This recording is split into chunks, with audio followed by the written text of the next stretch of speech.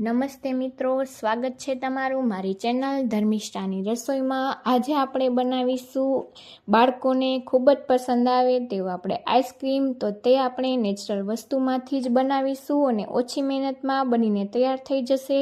તો આપણે બનાવીશું ચીકુ આઈસ્ક્રીમ, જેના માટે મેં ફ્રેશ ચીકુ લીધેલા છે। તેને આપણે બધા જ ચીકુની છાલ ઉતારી અને તેના બિયાનો ભાગ આપણે દૂર કરી લેશું અને ત્યારબાદ આપણે તેને રફલી ચોપ કરતા જશું અને આપણે મિક્સર જારમાં ઉમેરતા જશું। તો આ રીતે સરળતાથી બેટર બનીને તૈયાર થઈ જશે અને બાળકોને પણ ખૂબ જ પસંદ આવશે। તો એકવાર તમે પણ આ રેસીપીથી બનાવીને ટ્રાય કરજો। તો આપણે બધા જ ચીકુને મિક્સર જારમાં લઈ લીધેલા છે। ત્યારબાદ થોડા અડધી વાટકી જેટલા પલાળેલા કાજુ તેને પણ આપણે ઉમેરી દેશી, જેથી છે આપણું આઈસ્ક્રીમ છે એકદમ ક્રીમી અને એકદમ ઘટ બનીને તૈયાર થશે। ત્યારબાદ તેમાં આપણે 1 ચમચી જેટલી એક્સ્ટ્રા સ્વીટનેસ માટે ખાંડ ઉમેરેલી છે અને જે 10 રૂપિયાના પેકેટમાં મિલ્ક પાવડર આવે તે આપણે ઉમેરેલો છે। જો તમારી પાસે તે ન હોય તો તમે ફ્રેશ મલાઈ પણ ઉમેરી શકો અને આપણે બધું જ સરસ ગ્રાઇન્ડ કરી લીધેલું છે। તો આપણું બેટર બનીને તૈયાર થઈ ગયેલું છે। હવે આપણે કોઈ પણ આ રીતે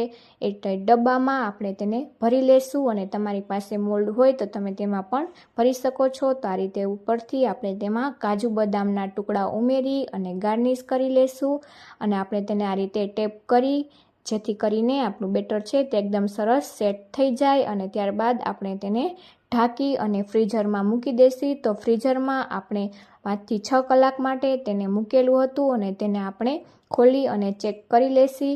તો હવે આપણે તમે જોઈ શકો છો કે એકદમ સરસ આપણું આઈસ્ક્રીમ બનીને તૈયાર થઈ ગયો છે।